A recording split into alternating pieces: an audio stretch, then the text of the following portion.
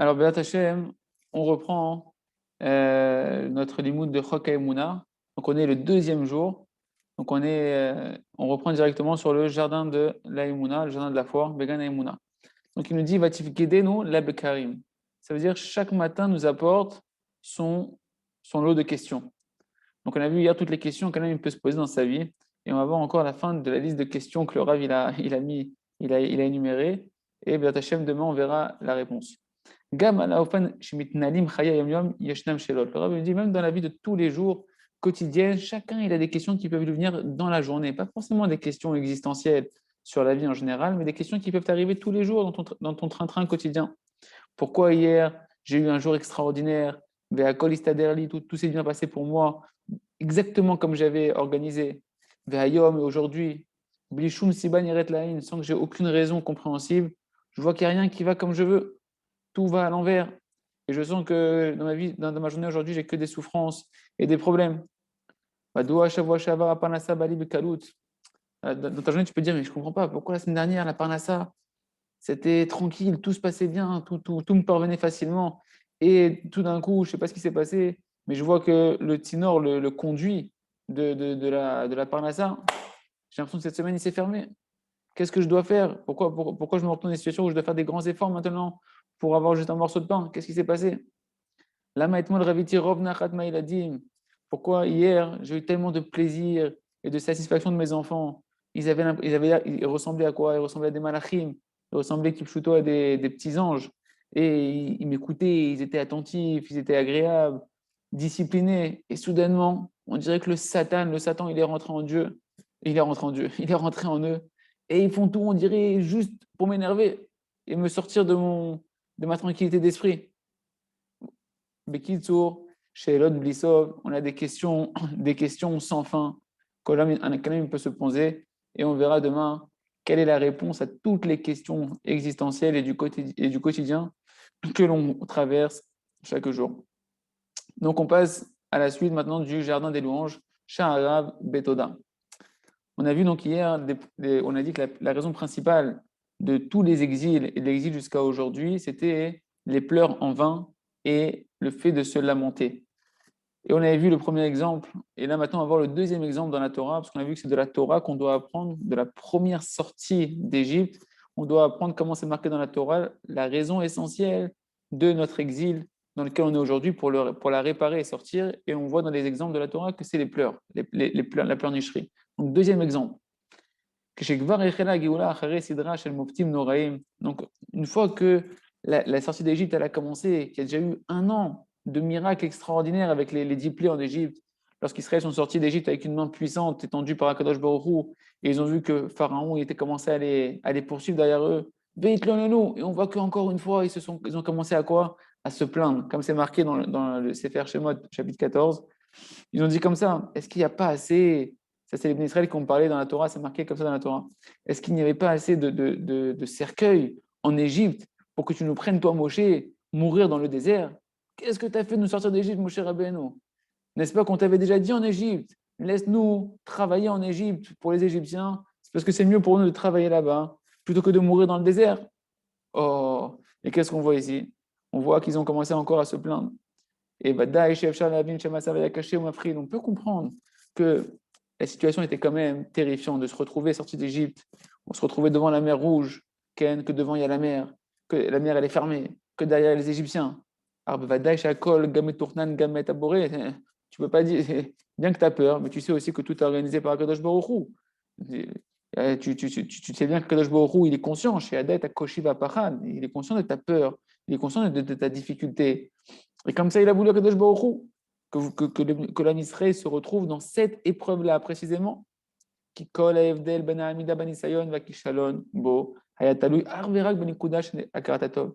Il dit parce qu'en fait, toute l'épreuve du homme Israël, quand ils se sont retrouvés devant la mer Rouge avec cette peur des Égyptiens qui étaient derrière eux et la mer fermée devant eux, c'était justement de voir est-ce que tu vas tenir dans la qualité de la reconnaissance, d'être reconnaissant envers Hachem et envers Moshe Rabbeinu, ou est-ce que tu vas te plaindre? Est-ce que tu vas, c'est ce qu'on a dit, voilà. Et cette qualité d'être reconnaissant, elle ne dépend pas d'un niveau spirituel, mais elle dépend d'une chose qui est très basique. est-ce que tu es un Ben Adam? Est-ce que tu es un homme? Ken, si tu es un homme, alors tu vas être reconnaissant. Et tu ne vas pas oublier toutes les bontés que Akadosh Baruch Hu, il a fait envers toi et qu'il a fait à travers Moshe Rabbeinu, son serviteur jusqu'à présent. Et ça, c'était l'épreuve dans laquelle ils se sont retrouvés devant la mer. Et on voit qu'au lieu de remercier Hachem, de remercier Moshe, même s'ils avaient peur, ils ont commencé carrément à renier les bontés de Moshe et de Aaron.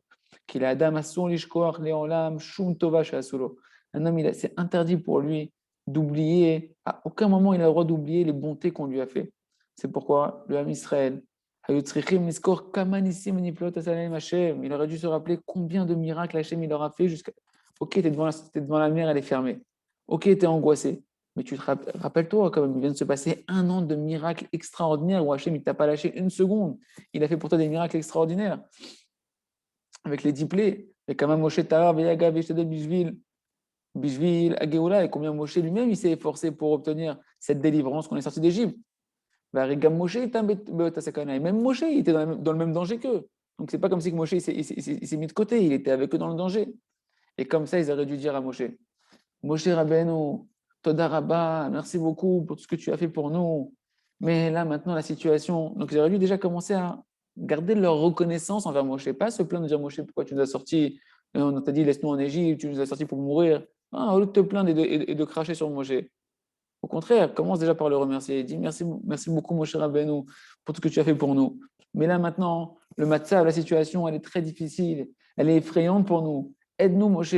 Donne-nous un conseil. Ken, mais comme ils n'ont pas parlé comme ça, l'homme Israël, et au lieu de remercier et d'exprimer leurs sentiments dans lesquels ils étaient de peur, qu'est-ce qu'ils ont fait? Ils ont fait que se plaindre. Et ça a montré que même le plus petit niveau de reconnaissance, ils ne l'avaient pas. D'être un être humain reconnaissant du bien qu'on t'a fait, ils ne l'avaient pas à ce moment-là. Et c'est ça leur chute qu'ils ont eue à ce moment-là. Ganim nomar chez Efshar Yalidrosh Mam Israël la Gel Emuna Kazo Shlema, Haché Aminu Shara Utov, chez Madriga Gvoa Bishvilam, Beshalav Kolkar Mudam Igulatam. Le rabbin dit bien que, ok, c'est vrai qu'on ne peut pas demander au Ham Israël d'atteindre un niveau d'une foi totale, d'avoir une foi totale, d'avoir la foi que le mal c'est du bien, qu'ils sont qu'au début de leur délivrance, ils ne sont pas encore à un niveau avancé du Ham Israël. Ok, mais Tekel Mitzat Israël, ils viennent juste de sortir d'Égypte à ce moment-là. Ils étaient enfoncés dans 49 degrés d'impureté, dans une grande obscurité. Mais on pouvait au moins exiger d'eux d'avoir de la reconnaissance et de dire merci beaucoup. Au moins de ne pas se plaindre. Tu peux dire que tu as peur, tu peux dire que tu ne comprends pas ce qui se passe. Tu peux dire à Moshe et à Kadosh Baruch Hu, qu'est-ce qu'on fait, qu'est-ce qu'on doit faire, c'est quoi la suite, c'est quoi l'astuce. Mais renie pas le bien que Moshe il a fait pour toi pendant 1 an, que tu as vu de tes propres yeux, tous les efforts énormes que Moshe il a fait pour toi, qu'il a fait pour le peuple, à chaque instant, à travers toutes les macotes. Ah, là aussi, on doit se dire que si jamais l'homme Israël, il n'était pas tombé dans l'ingratitude et qu'ils avaient remercié Moshe pour tout ce que Hachem il a fait jusqu'à présent, alors ils auraient vu immédiatement des miracles extraordinaires.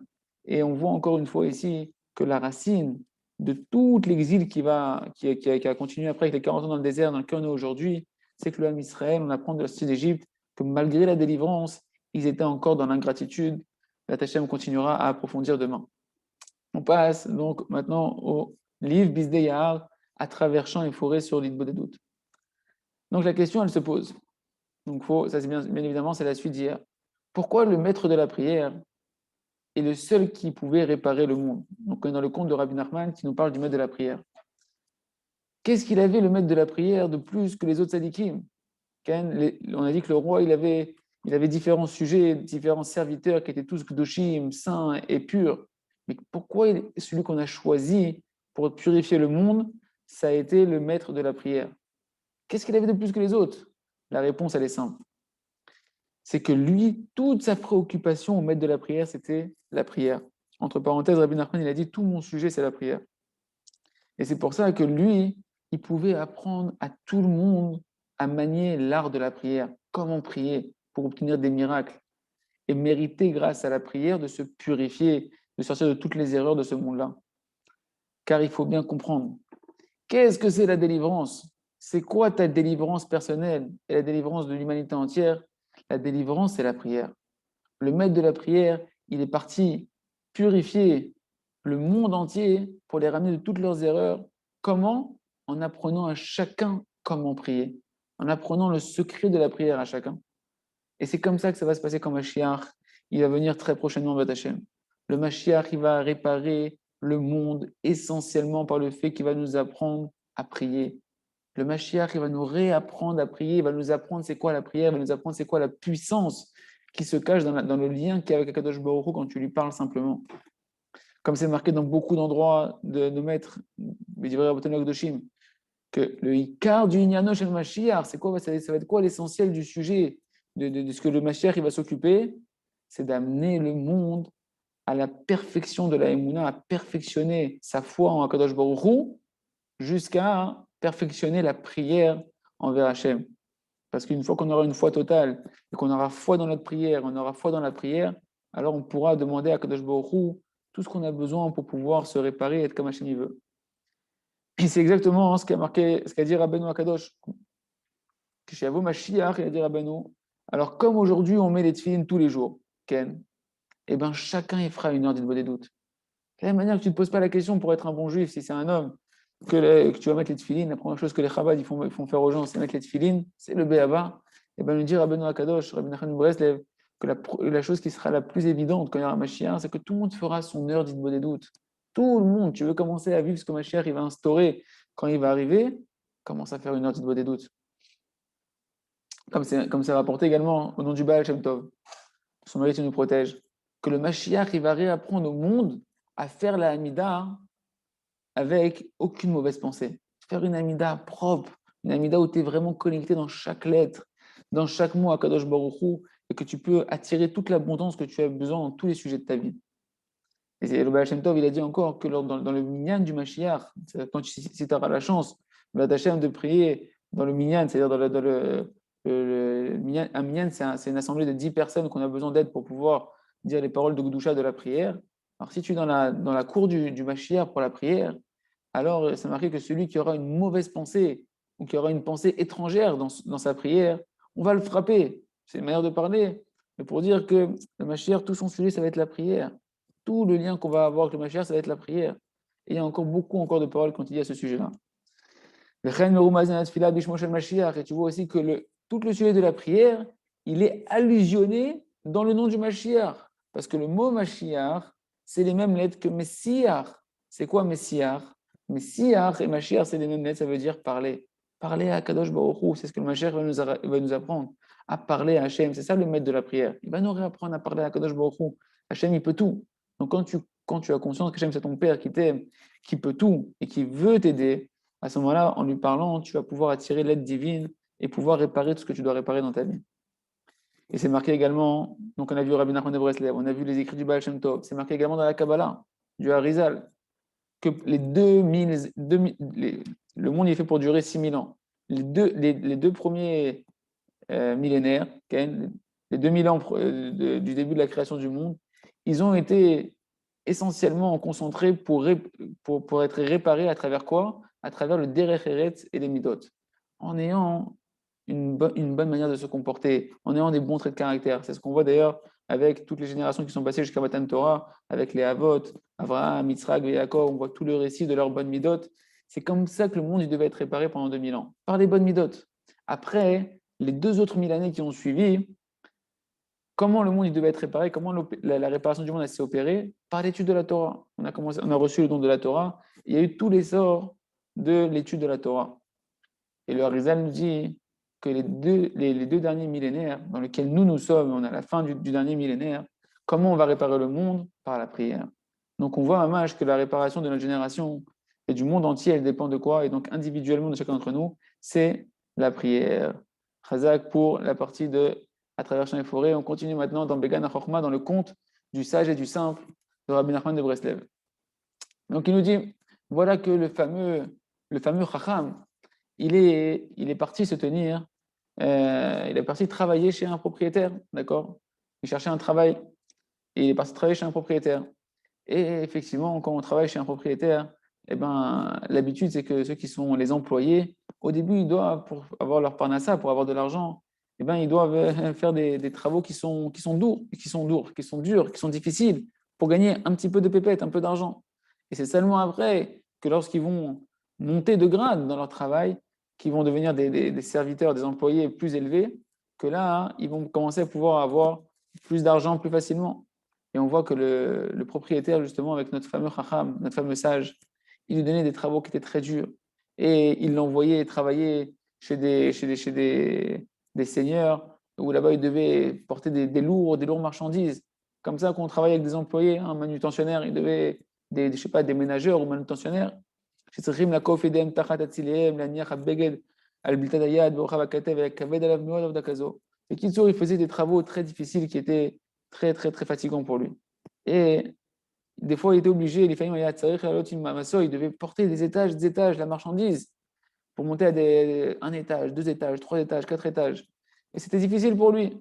Alors il a commencé à réfléchir, le Chacham, parce que c'était un philosophe. Et donc Rabbi est en train de nous montrer combien le danger de la philosophie. Que des fois on réfléchit, mais on réfléchit de manière qui ne nous amène pas au but de la vie. Et il a commencé à se dire, à quoi ça me sert ce travail? N'est-ce pas que l'essentiel en réalité, pourquoi on travaille? C'est pour le but, pour l'objectif. C'est quoi l'objectif? D'avoir une femme et d'avoir de l'argent pour pouvoir subvenir à ses besoins et aux besoins de la famille. Il dit, regarde, moi je suis célibataire. Qu'est-ce que je vais me prendre la tête de travailler difficilement comme ça? C'est quoi, hein? J'ai le temps plus tard. Plus tard, je vais m'occuper du travail, d'avoir une parnassa, etc., dans les années qui vont venir. Maintenant, qu'est-ce que je vais faire? Bien, j'allais me balader dans le monde, comme ils font les jeunes aujourd'hui. Et des fois, c'est des vieux jeunes. Bien, j'allais me balader, je vais aller voir un peu tous les pays. Je vais me kiffer d'aller aux États-Unis, d'aller un peu en Thaïlande, d'aller là-bas, etc., etc., pour pouvoir rassasier mes yeux de voir les beautés de ce monde-là. Hachem, on verra la suite du conte et surtout les explications dans les prochains cours de Hachem. On passe maintenant à Or Hadash, le livre sur le travail de la volonté, dont on a vu hier la fameuse histoire avec le Maguid de Mezerich et le Rabbi Yaakov Yosef Mipolna, qui nous avait dit que la chose la plus importante qui était au-dessus de toute l'étude de la Torah, qui renfermait toute la Torah en elle, c'était quoi? La qualité de la volonté de servir à Kadosh Baruch Hu. Et donc là, le Rabbi nous dit, celui qui saisit dans ses mains la qualité de la volonté, il n'y a plus aucun enseignement de Torah qu'on a besoin de lui dire. Parce que la volonté, si tu as une volonté qui est forte et qui est puissante, elle va te conduire et elle va te diriger dans l'endroit dans lequel tu dois aller selon ta mission. Et elle va t'amener exactement à tout ce que tu dois connaître pour faire ta mission. Et là, il nous ramène à l'écouter à la chôte, dans Ilchot Netilat Yadayim, à la Chavav, à la Chassis, et l'enseignement 46, c'est les mots de Rabbi Nathan qui sont ramenés ici. Il nous dit Rabbi Nathan, viens voir ce que j'ai vu dans le Midrash Chazita sur Shirachirim, sur la grandeur du niveau de la volonté, qu'est-ce qui est marqué là-bas. Et voilà le langage du Midrash sur Shirachirim. Il nous dit comme ça. Dans Shirachirim, c'est marqué Yafat Rayati Ketirtsa, combien tu es belle, ma bien-aimée, lorsque tu désires. Okay? Lorsque tu désires, et le Midrash, il vient et il nous commente ces choses-là. Il nous dit, lorsque tu désires, que chez Atrotsa, quand toi tu désires, c'est Hachem qui parle à chacun d'entre nous, ou à Israël qui sommes la bien-aimée d'Akadosh Baruch Hu. Il nous dit, quand tu désires me servir, tu n'as plus besoin de demander à qui que ce soit de l'aide, et ni d'apprendre de la Torah de qui que ce soit. Et là, Rabbi Nathan, il vient, il insiste sur ces mots du Midrash, il nous dit, regarde, fais attention, regarde chaque mot et chaque mot de ce Midrash Kadosh, ce qui contient dans chaque mot. Combien ce Midrash il met en évidence la grandeur de la volonté d'Igdusha, la volonté sainte, saine. On parle de la volonté dans la Gdusha, de vouloir servir à Kadosh Baruch Hu, de se rapprocher d'Hachem, de sortir de ses mauvais caractères, de ses mauvais désirs, de vouloir plus accomplir la Torah. Regarde la grandeur de la volonté qui est marquée ici, de chaque Ben Israël, de ce peuple saint, que dès qu'ils désirent véritablement, ils ont des désirs sincères de vouloir servir à Kadosh Baruch Hu dans la Gdusha et se rapprocher d'Akadosh Baruch Hu, béni soit-il, alors ils n'ont plus besoin de demander de l'aide à aucun être humain, ni d'apprendre d'aucune personne quoi que ce soit. Pourquoi il nous dit Rabbi Nathan? Car à partir du moment où tu désires fortement servir à Kadosh Baruch Hu, cette qualité de la volonté, ta volonté qui est à l'intérieur de toi, que tu es en train d'exprimer, elle-même, elle va te faire savoir, tu vas attirer sur toi de la connaissance, comment faire plaisir à Kadosh Baruch Hu. la puissance de la volonté. Rien que de vouloir, comme c'est marqué dans le chemin d'un homme il veut aller, on le fait aller.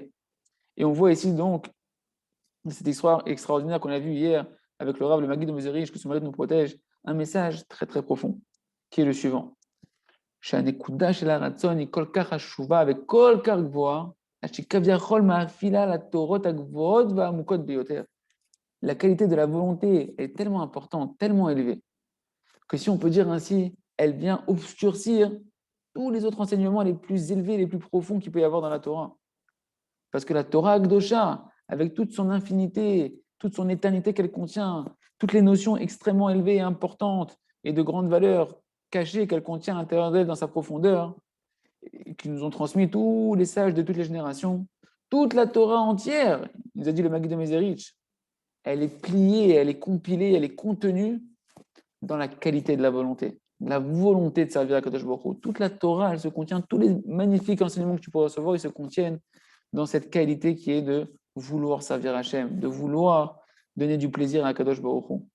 Et dans cela, il nous a dévoilé le Rav Maguid, le Maguid de Meserich, il nous a dévoilé un tefar. C'est quoi dévoiler un tefar? C'est dévoiler une coudée, comme si je t'étais caché quelque chose et je t'ai dévoilé juste la grandeur d'un petit point. Mais il nous dit qu'il a caché encore malgré tout des secrets sur la qualité de la volonté, 10 000 fois plus de secrets que ce qu'il a dévoilé. Bien entendu, il n'a rien dévoilé par rapport à ce que c'est en réalité tous les secrets qui se cachent dans la qualité de la volonté, de la lumière de la volonté qui est cachée et qui sommeille dans le cœur de chacun d'entre nous. Chacun d'entre nous, il a une volonté intense, intense, intense qui sommeille à l'intérieur de lui, de vouloir servir à Kadosh Baruch Hu. Et ça, cette volonté-là, elle contient en elle en réalité tout ce que tu as besoin pour avancer et pour évoluer. Et B'ezrat Hashem, ce livre qu'on est en train d'étudier, Or Hadash, il va nous apprendre un petit peu du secret de la volonté, comment un homme il peut atteindre des niveaux extraordinaires et avancer grâce que par la volonté. Les Da, les Odia, Olivada, il faut savoir et faire savoir et bien comprendre que le but de toute la Torah, il est unique. C'est quoi le but de toute la Torah? Mériter d'avoir une volonté forte et puissante et constante de servir à Kadosh Baruch Hu, comme on va voir que c'est les mots de Rabbi Nachman Breslev. On verra la suite, merci Hachem. Demain, Chazak, Venit Chazek. Messieurs, vous pouvez remettre vos micros si vous avez des questions. C'est court, mais comme ça, au moins, vous pourrez être endurant et vous connecter tous les jours et progresser sans que ça soit cavette par rapport au. Non, ça a duré 27 minutes, bon, prochain, c'était pas trop. Ilan. Ah, Rabbi Sacha, tu t'es connecté à la fin, mais on va t'envoyer le lien, t'inquiète pas. Ah ouais, parce que je viens d'arriver, frérot, là. T'inquiète pas, tu vas pouvoir le revoir en rediffusé.